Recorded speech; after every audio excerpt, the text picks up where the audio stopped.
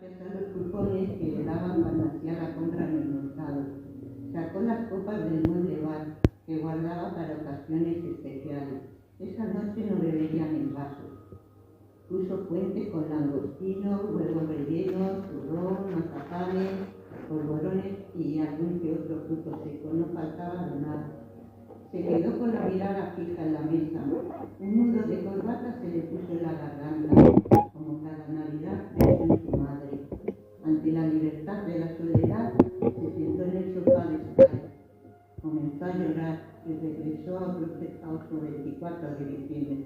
Un 24 de diciembre ya muy lejano, donde Luisa no era Luisa, sino Luisina, una niña de 6 años. Ese 24 de diciembre lo llevaba pegado en su recuerdo y no lo olvidaría mientras viviera. Era todavía de noche cuando la madre de Luisina se levantó. Fuera en la calle soplaba el viento, se presentaban unas navidades frías y desapacibles. Tenía que marcharse como cada mañana. Apiñados en una pequeña cama sobre un colchón de lana, dormían sus 3 hijos. Un varón de 9 años y 2 hembras de 6 y 5 respectivamente. Para protegerse, se cubrió la cabeza con un pañuelo negro y sobre los hombros una toquilla de lana del mismo color. Cruzó los brazos, con fuerza amarró la prenda de lana. En silencio y sin mirar atrás, se lanzó a la calle, enfrentándose a las bajas temperaturas del amanecer manchego. Con paso acelerado para poder entrar en calor bajo la calle. Por las ventanas se podía ver la tenue luz de los candiles. Qué diferente era la vida unos años antes, cuando todavía vivían los 5 hijos y su marido. Todos ellos habían muerto en un corto periodo de tiempo. Dolía mucho el recuerdo de los que se habían marchado, pero no había tiempo para lamentaciones, porque los muertos estaban. Solo le quedaba luchar por los que la vida había permitido que siguieran con ella. Al llegar a la plaza pasó por delante del cuartelillo, maldijo para sus adentros en el interior con seguridad. Se encontraría resguardado del frío el chivato, que tras el final de la maldita guerra delató a su hijo mayor. Un juicio sumarísimo le llevaría a un campo de concentración. Apretando los dientes, inmersa en los recuerdos que quemaban, llegó a una casa. Entró sin hacer ruido. En ella vivía sin muchos lujos una prima de la madre de Luisina, su marido y sus 8 retoños. La madre de Luisina se encargaba de la limpieza de la casa y de cocinar. Sobre la mesa esperaban unos besugos para asar y unas hermosas patatas para acompañar al pescado. Tras fregar los suelos de rodillas, lavar la ropa en el tinajón, guisar y más quehaceres domésticos, pasó el día sin pena ni gloria como cualquier otro. Ya salía por la puerta cuando la prima la llamó. «Espera, toma esta cola de besugo para que cenen los chicos». Con vergüenza alargó los brazos, tomó el pescado envuelto en papel de periódico y se marchó camino a casa, donde estarían esperando a los pequeños. Había empezado a llover. El suelo empedrado de las calles estaba cubierto de charcos. En cada pisada sentía como el agua se colaba por los agujeros que se habían ido comiendo la suela de las alpargatas. En más de una ocasión, alguna malintencionada paisana se había interesado por su calzado, pero ella siempre contestaba con la misma respuesta: «Es una promesa a la Virgen de las Cruces, y no me compro otras alpargatas hasta que esta no se caigan a cachos». Sabía que no la creían, pero la dignidad era lo único que la quedaba. Al llegar a la casa, se la encontró reluciente, como cada día las hijas, aún pequeñas, habían limpiado todo. «Siéntese junto a la mesa, madre, tiene las manos heladas», dijo Luisina, que era la mayor de las hijas. Levantó las pandillas y un agradable calor subió por sus piernas. Se encontraba agotada, pero una sonrisa iluminó su cara. No sabía cómo, pero Julián, a su corta edad, siempre se las apañaba para llevar algo de picón a la casa, para poder encender el fuego del brasero y de la cocina de guisar. Esta última solo la encendían cuando tenían alguna montadura de patata para cocer.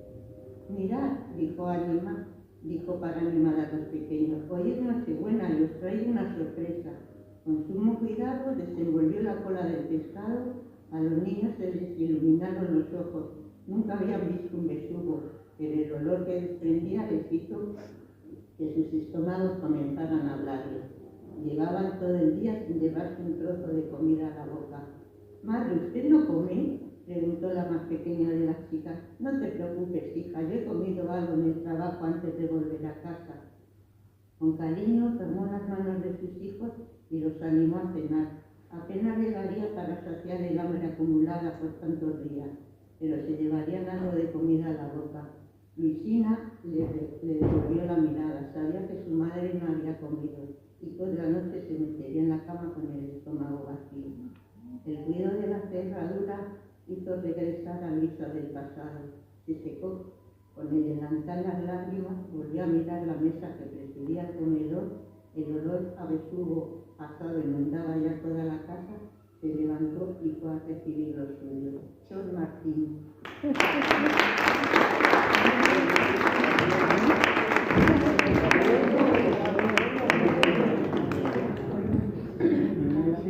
Enhorabuena, muchas gracias. Enhorabuena, y el premio especial del jurado, que es un diploma y talón bancario de 75 euros, es para el relato El besugo, como bien se ha leído, de Ascensión Martín Consuegra Maroto.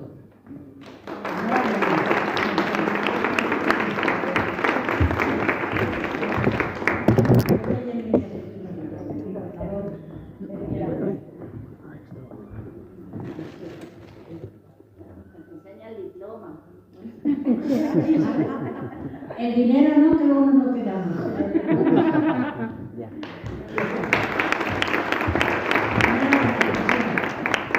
Bueno, ahora viene el premio de revelación.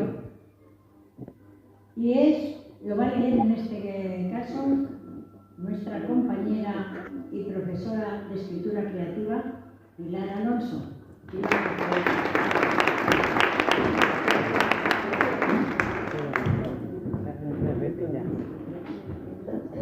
Hola, buenas tardes.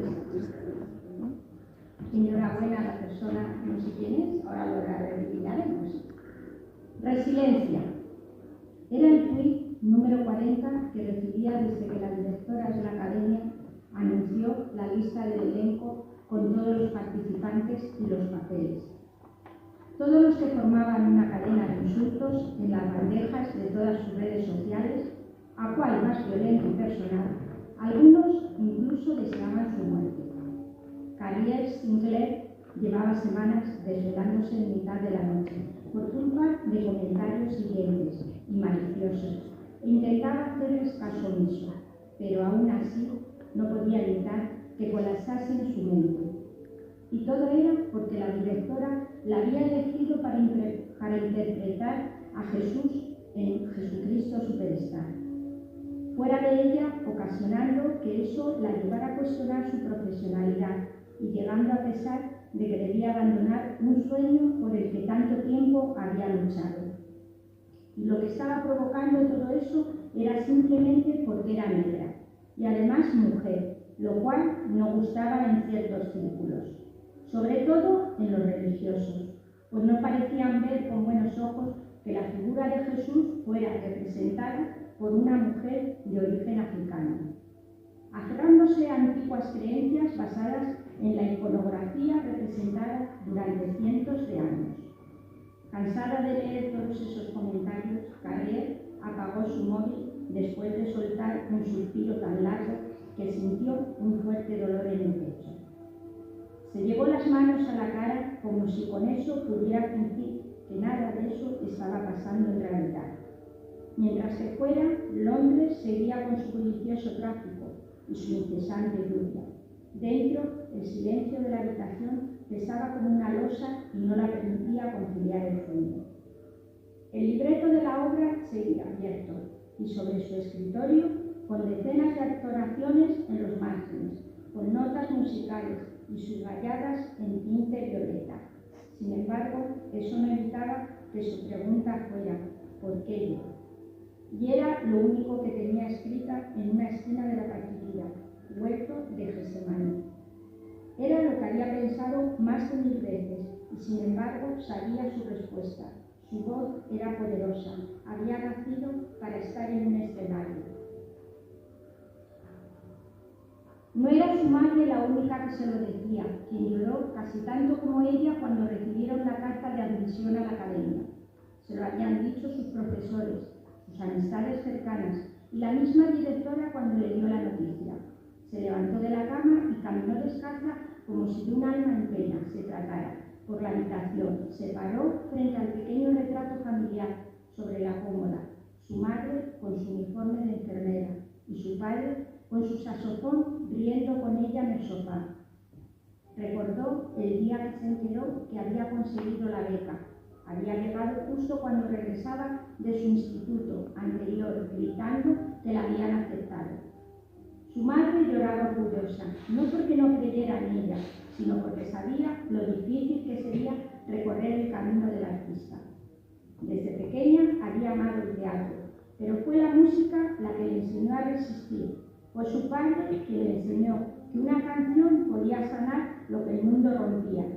Su mente había grabado su profunda voz. Actuar no es mentir, es decir la verdad con el corazón en la mano. Con su mente volviendo al presente, Carrier pensó en la academia. No todo fue oscuridad, tenía a su mejor amigo, Liam, que era también un gran compañero de escena y que no paraba de escribirle mensajes de ánimo. Tenía a su profesora, Montaguet, que no temió defender la decisión de la directora, pese a todas las murmuraciones. Sin embargo, como bien sabía, no todo era de color de rosa. También estaban los otros, algunos compañeros, la ignoraban dentro y fuera de los ensayos, que la criticaban por lo bajín y se reían, profesores que la hacían sentirse invisibles y desconocidos, que lo usaban de diana para sus prejuicios. Aún así, no se rendía, seguía yendo a todos y cada uno de los ensayos. Se esforzaba al máximo y lo daba todo. Sabía que su interpretación estaba siendo brillante y tenía la música en la sangre. Había nacido para esto. Un par de noches antes del estreno, tras regresar de partirse el lomo nuevamente en la puesta de escena, su móvil pitó otra vez. Había recibido un mensaje, todavía más cruel que los anteriores. Rompió en un fuerte y estrepitoso llanto. Apagó el móvil y salió al balcón. Por un momento se le pasó algo impensable por la cabeza. El aire helado de la madrugada le golpeó la cara. Bajo ella la ciudad dormía y ella allí, temblando por el frío que se calaba en los huesos. Sí, pero en pie. En ese momento una frase del guión le vino a la mente. No sabéis cuánto me duele estar preparando a morir por vosotros. Y ahí fue cuando entendió que su lucha también era un acto de amor. Amor por su arte, por las generaciones que vendrían después, por todo lo que se les negaba a tantos como ella. Regresó al interior y cogiendo el libreto en sus manos, tomó la que sería en aquel momento una importante decisión, entre las muchas que tomaría a lo largo de su vida. Seguiría en la obra pasara lo que pasara. Así pues, llegó el día del estreno. El teatro se llenó. Algunos asistieron con malas intenciones, pero al apagarse las luces y sonando la primera nota, Carrier salió a la escena con la cabeza alta, voz segura y poniendo todo su corazón en ello. Lo dio todo. Al final de la actuación, incluso aquellos fueron solo por humillarla, aplaudieron y lloraron con el resto del público. No todos entendieron lo que habían visto, pero sí lo habían sentido.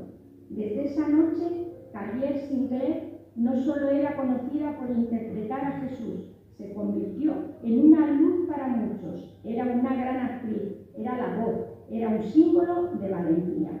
Speaker.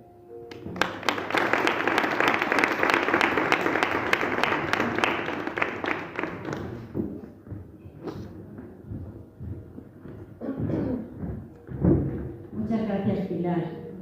Bueno, pues este premio de revelación, pues efectivamente es para una persona muy jovencita, que ya ha estado con nosotros hace poco y la verdad que hay que felicitarla. Este relato, que se llama Resiliencia, es de María Santos López.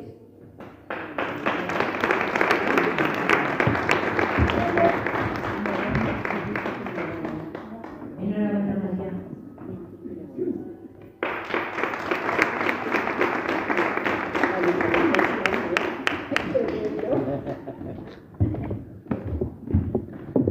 Bueno, pues ahora empezamos el tercer premio, que va a ser con diploma y talón bancario de 100 euros, ahí ya vamos un poquito más. Va a dar la lectura, será a cargo de una de nuestras compañeras. Es una también lectora, compañera nuestra que lleva mucho tiempo también leyendo con nosotras, María Victoria Fernández, por favor. El título es Querido Madi.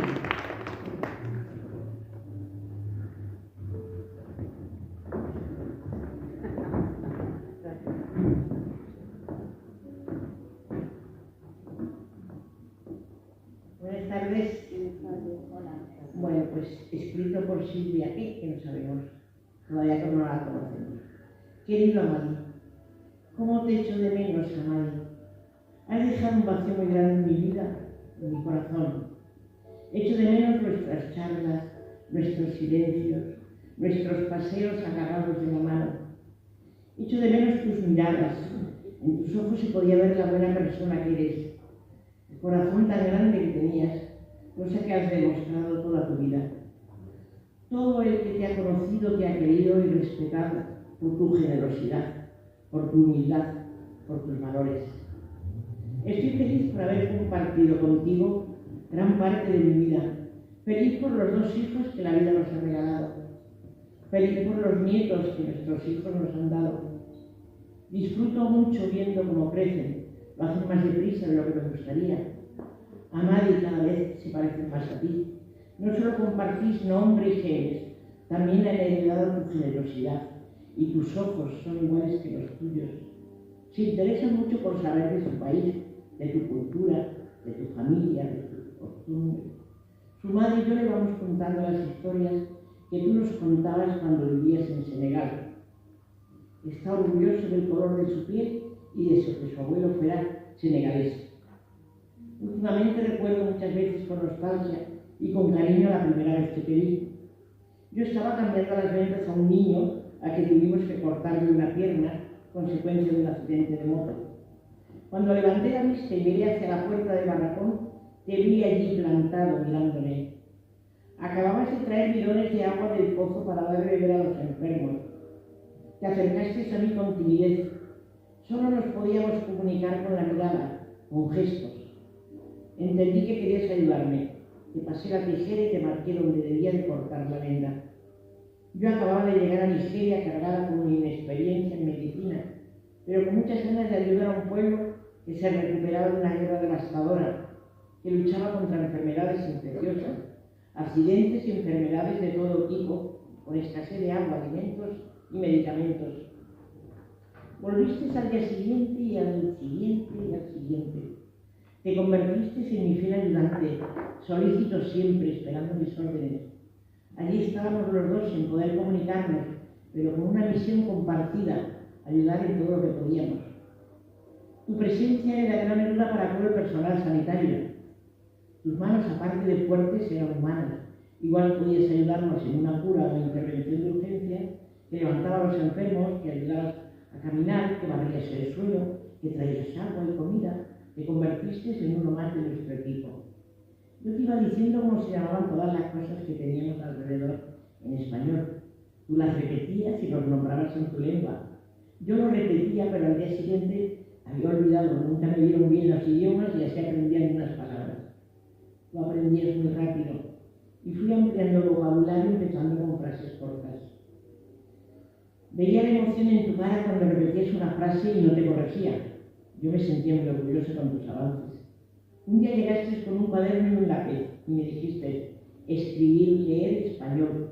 Yo te dije Tarzán, yo llegué. Me empecé a reír. Tú no sabías por qué me reía, pero reíste conmigo.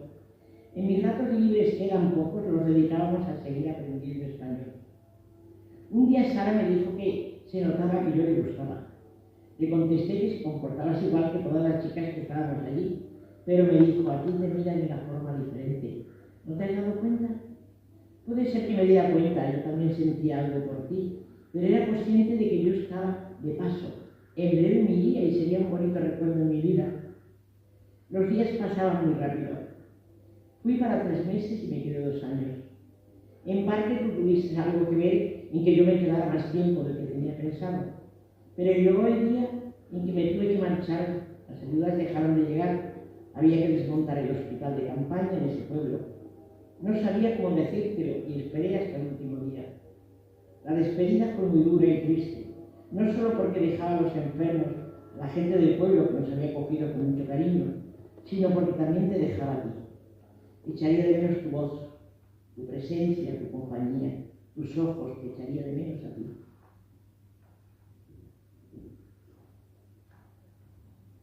Volví a mi vida normal, mi trabajo en el hospital, mi familia, mis amigos. Estaba muy ocupada con las consultas, las urgencias, pero te echaba mucho de menos. Pensaba mucho en ti y en qué estarías haciendo, soñaba contigo. Pasaron 6 meses y no te ibas de mi pensamiento, todo lo contrario. Me empezó a rondar por la cabeza la idea de ir a verte y pensaba cómo reaccionaría al verte. Pensarías que estaba loca y realmente sí, estaba loca, pero loca por volver a verte y estar contigo. Y aprovechando las vacaciones de verano, llegué a tu pueblo. Fui a tu casa, pregunté a tu madre por ti y entendí que ya no vivías ahí, que te habías ido. ¿Pero dónde? Qué difícil es entenderse con alguien cuando se habla el mismo idioma. Y entonces no teníamos teléfono, móvil con traductor. Era un papel que escribió la dirección de donde estabas. Y después de un viaje de 350 kilómetros, el que me pareció mucho más largo, llegué a la dirección que el papel me dio tu madre. Era un edificio viejo de apartamentos en un barrio de periferia. Llamé al timbre, pero no abrió nadie y decidí esperar. Me había costado mucho llegar hasta allí y esperar unas horas no sería problema. Salí a la calle y me senté en el bordillo de la acera. La gente que pasaba me miraba pensando que hacía una chica blanca sentada en la calle. Es verdad que pasé algo de miedo en algunos momentos, pero tenía claro que iba a esperar. Te vi venir andando por la acera. En ese momento yo me levanté y caminé hacia ti. Enseguida me vistes y te quedaste parado con cara de estar viendo un fantasma. Yo te sonreí, eché a correr a tu encuentro. Me pareció ser la protagonista de una película romántica al encuentro de mi amor. Me cogiste en tus fuertes brazos y nos fusionamos en un largo abrazo. Te dije cuánto te echaba de menos, que quería estar contigo y tú me dijiste que tú también. Nos pusimos al día siguiente en nuestras vidas y dije que quería que formara parte de ella. Nos vinimos para Madrid y en pocos días nos casamos. Una boda civil rápida, porque si no tenías que volver a tu país. No fue nada fácil que encontraras trabajo. En esa época, ser de piel oscura y no dominar el idioma era un verdadero fin para encontrar trabajo. Nos miraban por la calle cuando íbamos juntos. Llamaba mucho la atención una pareja como nosotros. Tú alto, fuerte, de piel oscura, yo menuda, rubia y de piel blanquita. Luego llegaron nuestros hijos con su piel de color chocolate y su pelo rizado tan guapos. Se parecen más a ti que a mí. ¿Por qué será? No cambiaría nada de mi decisión ir a buscarte. Algo me decía que la gran aventura de mi vida iba a salir bien. Estar contigo y formar una familia ha sido la mejor decisión de mi vida. Has sido un buen compañero, un buen amante, buen padre, buen amigo, una persona con un gran corazón. Siempre estarás en mi pensamiento y en mi corazón. Descansa tranquilo, querida madre.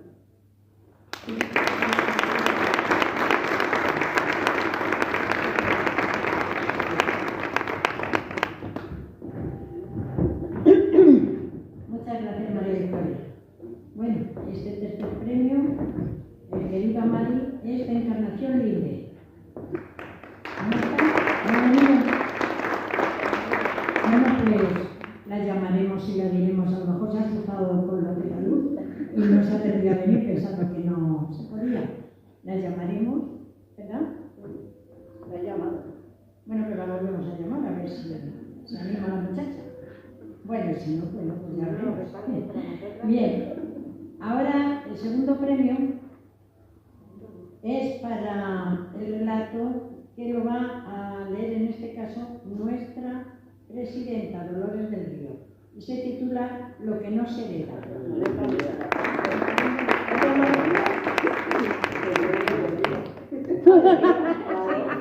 Totalmente. Eso es el riesgo que me tomó. Es que he ido por aquí del río y soltado. Bueno, tú, igual. Es que tenemos dos presidentas. La del río y la mía. Se titula Lo que no se hereda. Mi abuela se llamaba Isabel.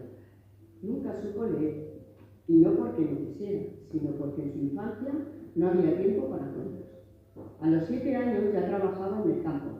A los 10 sabía más de la vida que muchos adultos que se sentaban a hablar de política sin haber sentido el sol quemándoles en la cara. Aún así, mi abuela tenía una memoria prodigiosa y una lucidez que no cabía en su delantal. Recordaba las canciones que su madre la cantaba mientras lavaba, el color del pañuelo que llevaba el día que conoció al abuelo y hasta el nombre del burro que les acompañó durante la posguerra. La primera vez que me habló de igualdad no usó esa palabra. Las personas no son ni más ni menos, son diferentes. Me dijo mientras me peinaba con la raya al medio como ella le gustaba. ¿Y eso qué significa, abuela?, le pregunté. Que nadie es mejor que tú, pero tampoco peor. Ni aunque vistas mejor, ni aunque tengas apellidos largos o hables idiomas raros. El corazón no entiende de etiquetas. A mí me pareció una frase bonita, pero la amiga se encargó de darle ejemplos claros, de darle ejemplos claros. Cuando cumplí 13 años, me cambiaron de colegio. Pasé de un centro público de barrio a un instituto donde casi todos venían en coche con chopra. Los libros parecían nuevos y los baños olían a perfume. Me costó adaptarme. Mi acento me delataba. También mis zapatos. Una profesora, doña Elvira, me miraba como si fuera y le diera pena. Siempre encontraba una forma de corregirme en voz alta, de señalarme delante de la clase. Un día pidió que leyera un fragmento de la Argenta, y cuando lo hice con la entonación que me enseñaron en casa, frunció los labios como si hubiera dicho una grosería. No es agua, es agua, por favor, dijo. La clase rió. Yo también, por costumbre. Ese día llegué a casa sin ganas de cenar. ¿Te reviste esto? Me he perdido. La clase rió, yo también. Ese día llegué a casa sin ganas de cenar. ¿Te perdiste con ellos?, me preguntó la abuela. Asentí. Entonces, hija, la profesora te dio una lección más importante de lo que crees. Te mostró dónde está la diferencia, pero también te enseñó que no debes tratar a nadie nunca. Con el tiempo aprendí a esconder mis raíces. Suavicé el acento, aprendí a conjugar en condición sin que se me notara y hasta logré parecer una más. Pero cada vez que miraba a alguien por encima del hombro, algo de mí se revelaba. La voz de mi abuela volvía, con esa mezcla de dulzura y sentencia. El corazón no entiende de etiquetas. En la universidad estudié Derecho. Me obsesioné con las normas, con lo justo, con lo que se debe de hacer, pero pronto descubrí que la justicia era más un ideal que una práctica. Las leyes se aplicaban de forma desigual, como si el peso de una misma falta dependiera del barrio que vivieras o del color de tu piel. Entonces conocí a Rebeca. Era una mujer trans, mayor que yo, activista incansable. Nos tocó compartir grupo en una clínica jurídica gratuita, donde defendíamos a personas sin recursos. Rebeca tenía una forma de mirar el mundo que me rompía los esquemas. Su historia era dolorosa, sí, pero no la contaba para dar pena, la usaba como motor. No quiero que nadie pase por lo que yo pasé, y si tengo que irme dejando la voz en cada barrio, lo haré, me dijo un día, después de salir de una sesión con una adolescente a la que había echado de casa por su orientación sexual. Con ella aprendí a no tener miedo a las palabras lesbiana, inmigrante, gitana, pobre, discapacitado, no eran insultos, eran identificaciones. Rebeca no creía en la tolerancia, sino en el respeto, en el derecho a existir sin permiso. En el último año de carrera participé en un concurso de ensayos sobre igualdad. Escribí sobre la herencia invisible que recibimos. Hablé de Rebeca, de su lucha. Lo titulé Lo que no se ve. Gané el primer premio. Al recogerlo ante los aplausos, recordé algo de mi abuela cuando se fue y cuando me fui a vivir sola. No olvides que lo que llevas en la cabeza vale, pero lo que llevas en el corazón es lo que más pesa. Hoy soy abogada. Trabajo en una fundación que defiende a las mujeres víctimas de violencia y personas en situación de vulnerabilidad. Cada caso me recuerda que la igualdad no es una meta, sino un camino que hay que andar todos los días, que no basta con creer en ella, hay que ejercerla, defenderla y construirla. A veces, cuando vuelvo al barrio donde nací, paso por la casa de mi abuela. Ya no vive nadie, pero el limonero del patio sigue dando frutos. Me detengo, cierro los ojos y la oigo decir: las personas no son ni más ni menos, son distintas. Y sonrío, porque entiendo que lo que no se hereda, se aprende y se enseña. Muchas gracias, doña Dolores Rodríguez. Que conste que me he equivocado con una grandísima actriz que fue Dolores del Río. Bueno, O sea, que no era todo muy descaminado. Bueno, aparte de eso, en este sentido es el segundo premio, que es con un diploma y un talón bancario de 200 euros. Y es en el relato Lo que no se hereda, de Javier Caminero. ¿No está? Vamos a tener que hacer otro certamen, porque hay que devolver el dinero. Vale, lo siento. Bueno, felicidades a Javier. Y ahora el primer premio. Y me vais a permitir que sea yo la que lo lea. Me ha gustado y digo, pues mira, este lo cojo yo. Así que se titula El niño que contaba estrellas. Cada noche, cuando el cielo empezaba a oscurecer, Manuel salía sigilosamente de casa con un saquito en el bolsillo y un cuaderno de dibujo bajo el brazo. Recorría el jardín en silencio, caminaba hasta llegar a lo alto de la colina, donde sentaba bajo los pies de aquel viejo ciprés que, a pesar del paso de los años, allí seguía firme y callado. Entonces sacaba el saco de tela que contenía un total de 50 botones y, aferrándose a él con ambas manos, observaba el cielo nocturno en silencio. Después empezaba a contar las estrellas que había esa noche. Primero contaba las que estaban más arriba, luego las que se veían cerca de la casa, después las que quedaban sobre la ladera, y así seguía hasta recorrer todo el cielo. Por cada estrella que encontraba, dejaba caer un botón dentro de un pequeño tarro de cristal que escondía entre las raíces. Algunas noches hablaba en voz alta, como si hubiera alguien a su lado que lo estuviese escuchando. Otras veces prefería quedarse en silencio y dibujar el cielo nocturno. Nunca faltaba aquel encuentro, no importaba si estaba lloviendo, si tenía sueño o si al día siguiente había un examen y tenía que estudiar. Manuel cada noche recorría el mismo camino para sentarse bajo el ciprés y contemplar el cielo estrellado. Y es que todos conocían a Manuel como el niño que contaba las estrellas. El tiempo había pasado y ya prácticamente rozaba la mayoría de edad, pero todo había comenzado mucho antes, cuando apenas tenía 5 años y miraba el cielo como si fuera un jardincito. Aquella noche de verano, tras acabar de cenar, su abuelo se acercó a él y le susurró al oído: «Quiero enseñarte un lugar secreto. Acompáñame». Manuel, que si por algo se caracterizaba era por su inmensa curiosidad y sus infinitas ganas de aprender, no se lo pensó 2 veces y, aferrado de la mano de su abuelo, salió dispuesto a vivir una nueva aventura. Ese día se apareció ante él por primera vez aquel viejo pero imponente ciprés que descansaba en lo alto de la colina.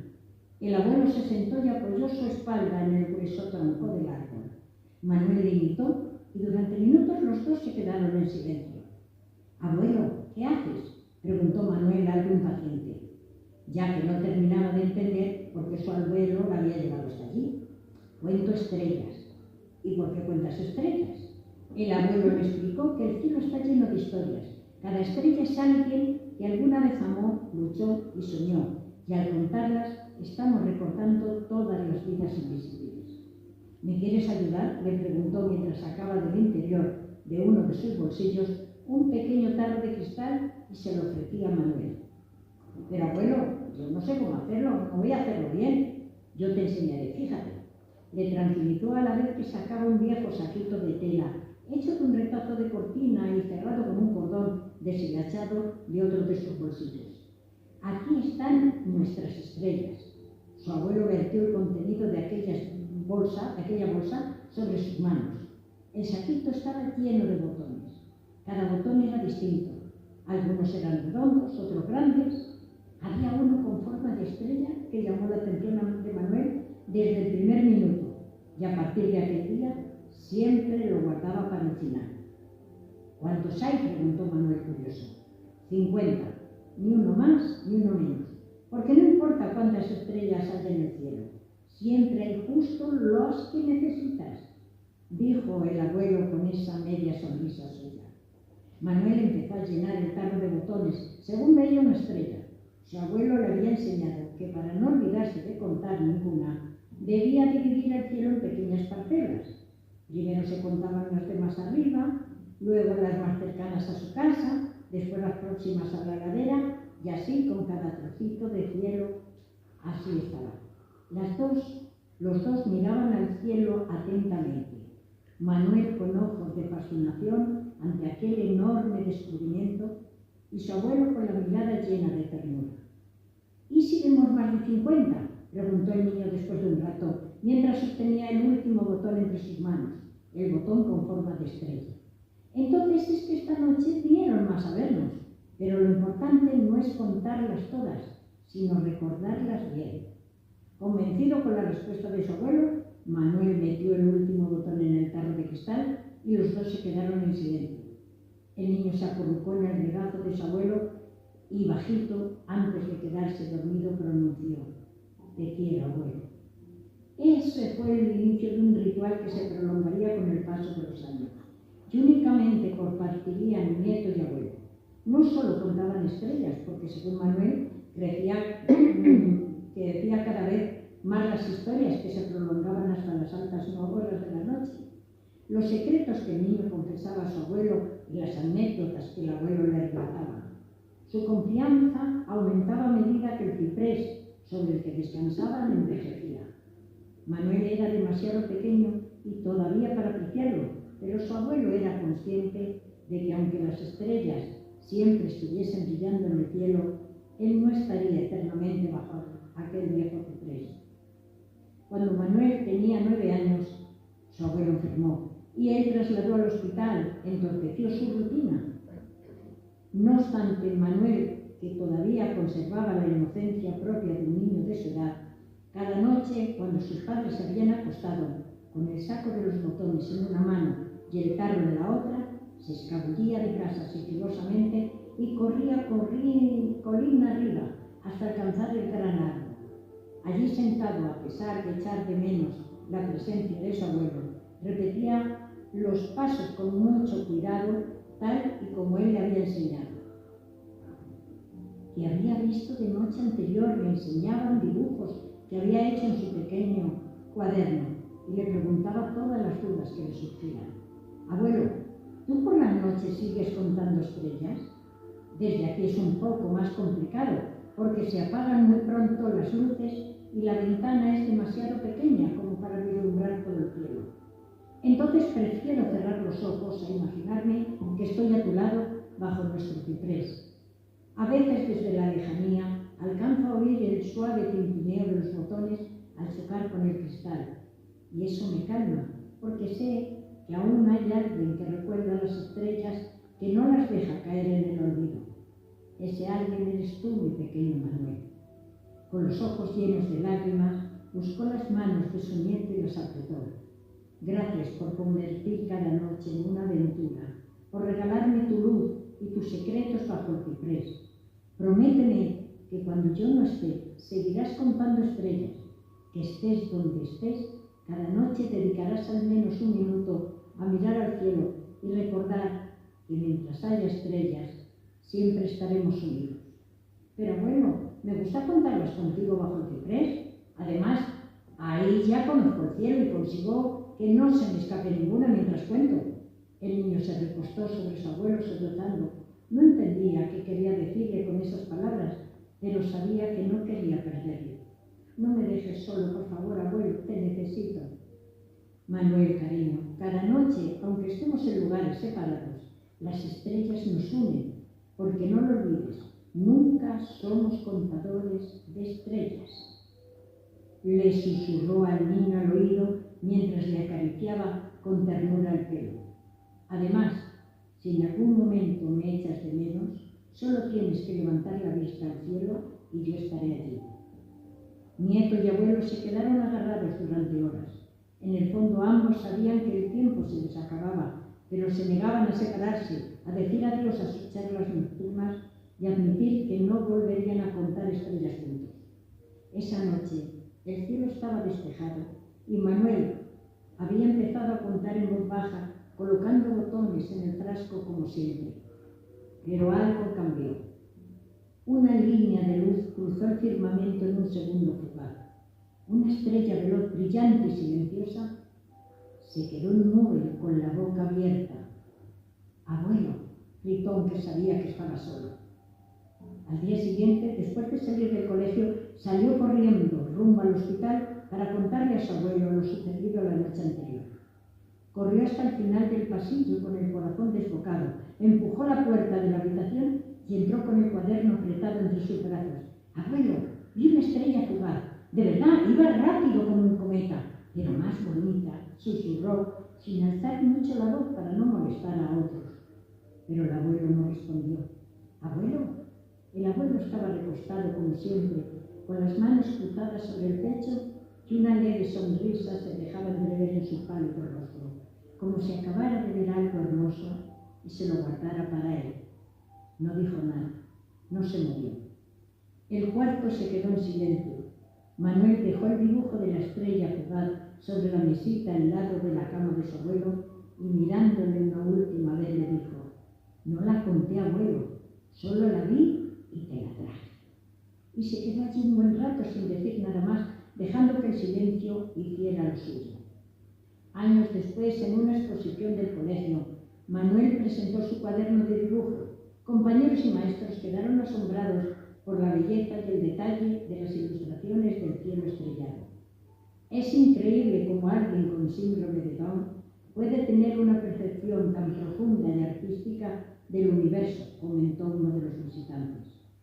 Manuel, con una sonrisa tímida y el botón con forma de estrella guardado en uno de sus bolsillos, simplemente dijo: «Solo dibujo lo que mi abuelo me enseñó a ver». Muchas gracias. Y enhorabuena por este primer premio, el diploma y el talón bancario de 300 euros. Espero que esté nuestra compañera. Bueno, el título es El niño que contaba estrellas y su escritora es Sara Palacios García.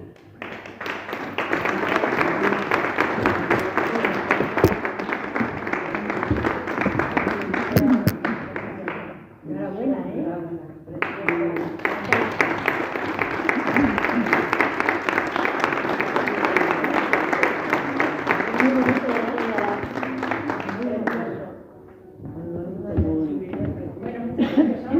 Vamos a entregar los diplomas al resto de las personas que han sido seleccionadas.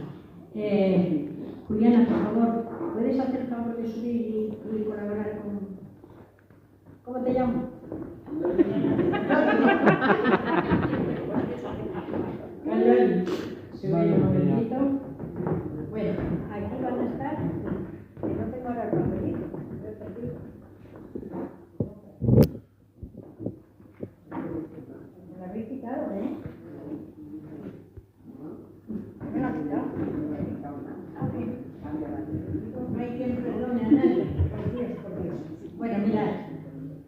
estar, van a subir, por favor, en primer lugar, Benjamín Bonilla.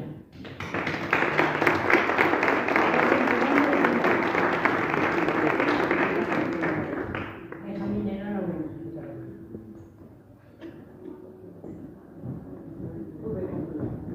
Os vais quedando ahí para luego hacer una foto todos.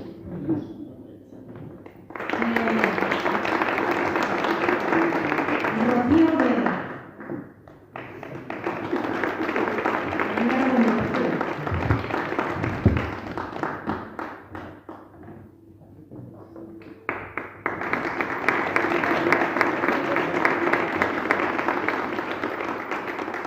Diego García.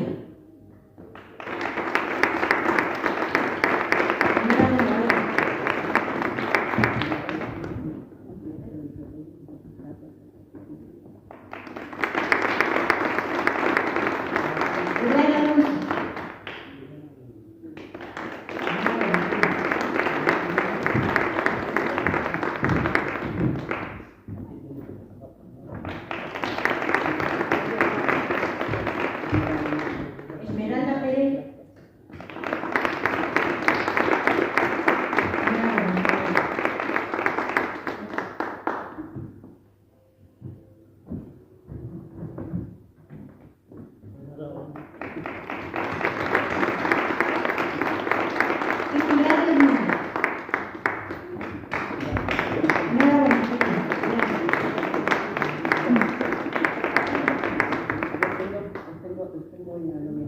Bueno, sus relatos han sido muy interesantes, pero volvemos a... No nos dan más dinero para la subvención, no nos dan nada más, entonces hay que hacerlo con todo. Agradecerse de corazón, hacer una foto, por favor. Hacer una foto. Y ahora los que habéis leído, sois tan amables de subir. Y los ganadores. Anda, qué valiente.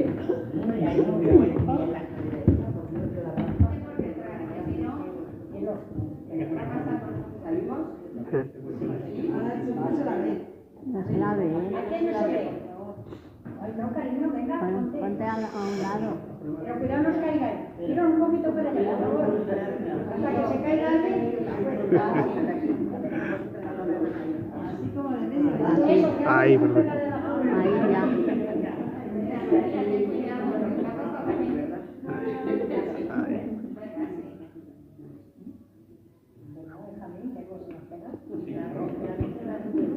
Bueno, y la forma de escribir también. Le paso.